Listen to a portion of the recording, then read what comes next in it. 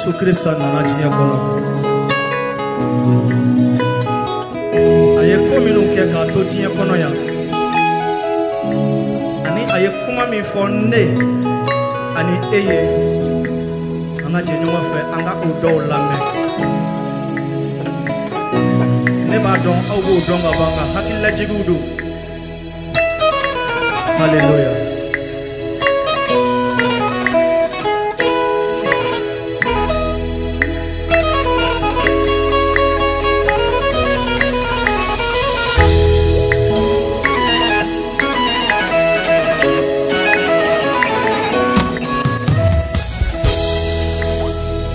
Johnny Benaseki Taike, John Benaseki Taike for Nemi Nyongo ye Baba, Nemi Nyongo ye Baba, Nemi Nyongo ye Baba.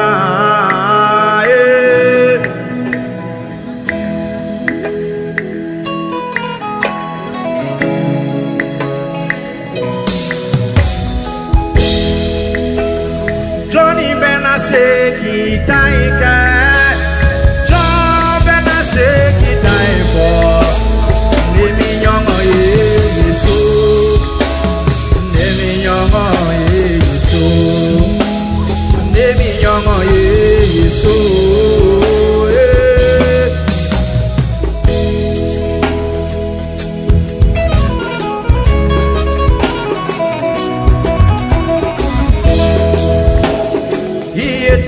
Etinya ni nyana maya, sira nyana ma. Etinya ni nyana maya, sira nyana ma. Masitena alama ni mi mateme efe. Yesu etinya ni nyana maya. Johnny Benaseki Taike, John Benaseki Taike. Nemi Nyongo ye Baba, Nemi Nyongo ye Baba, Nemi Nyongo ye Yesu, Nemi Nyongo ye.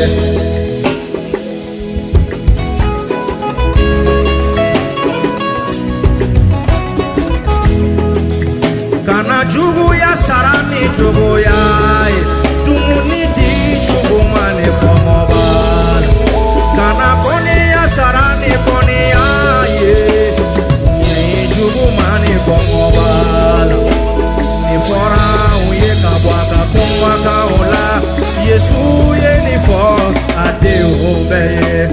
Johnny Benaseki Taifo, John Benaseki Taifo, ni nyongo ye Yesu. Minyongo ye Yesu, minyongo ye Yesu, nema inyongo ye.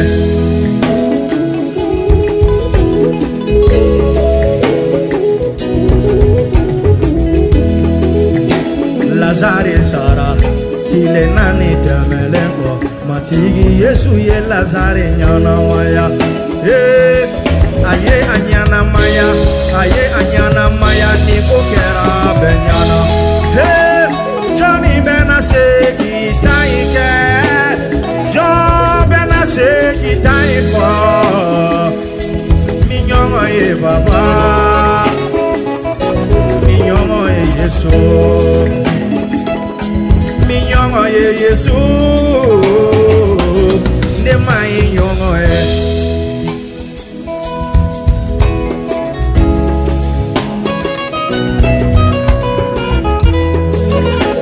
Midara nela otena sayaye, midara nela obena nyana maya, midara nela otena minogo tugoni, Yesu ko otena komoto.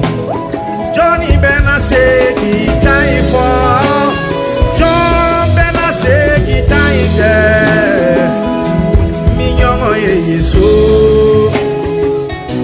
minyongo ye Yesu. Minyongo ye Yesu, ne mai nyongo ye.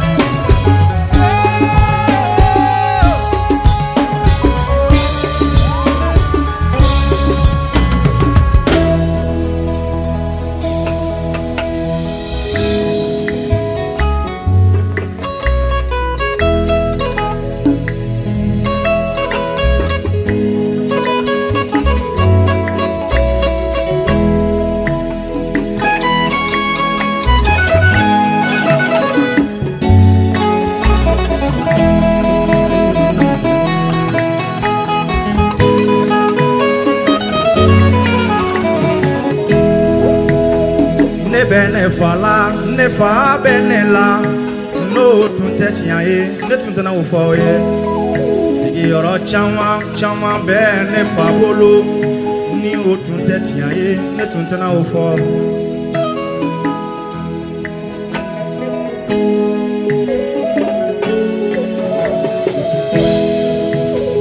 ne bene fala ne fa benela ni o tunte tiaye ne tunte na ufo Yoro chama chama be ne fabolo ne ni tetia e ne tuntena femfo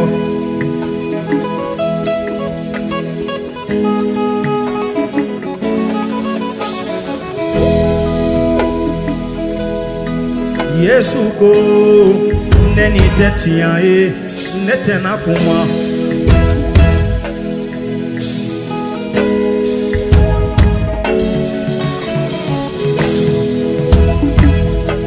Masiako neni tetia e netena femfo sigi yoro chama chama be ne fabolo neni tetia e netena kuma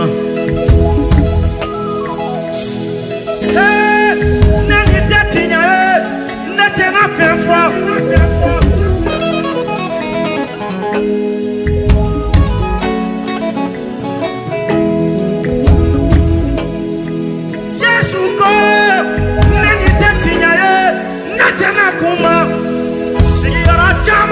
Chama be ne fabolo neni tatinya e natana femfo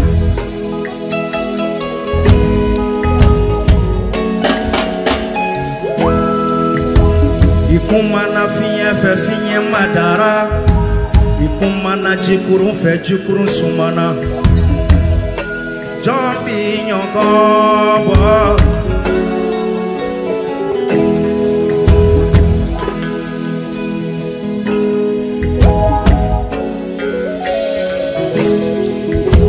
Ikumana fiye fe fiye madara Ikumana jikuru fe jikuru sumana Jambi nyongombo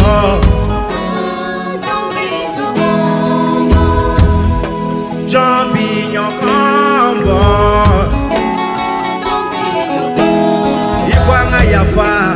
Ikwanga yafa Eyere yafara Ifagaba uma Nyechira banyuma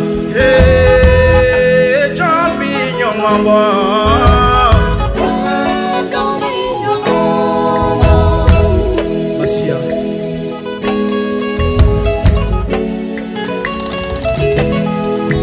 Muna idusukun kagele idusukun labla Ako sigiro chama bene fabolo Neni kuma kunte chiaye ale Yesu kunte na erebla afolila Yesu ko neni tetia e netena femfo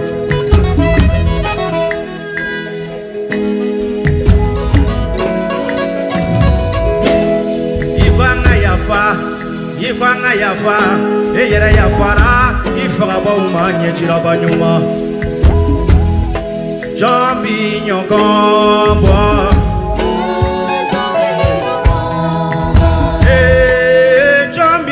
Gombo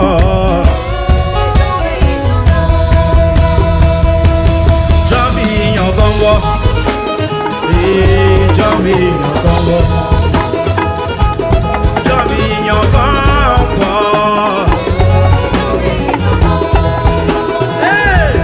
Jambi nyongombo yeah Yes Hey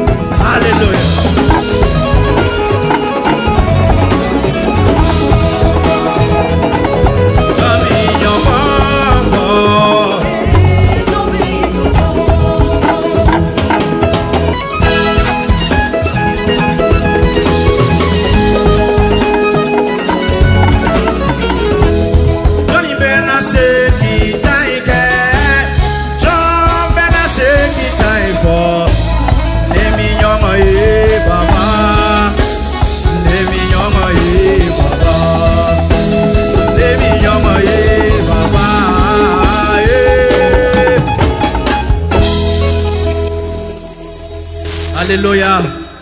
Yesu nyongote. Anyongotana kefona. Anyongote. Alisa tegere fo matigiye.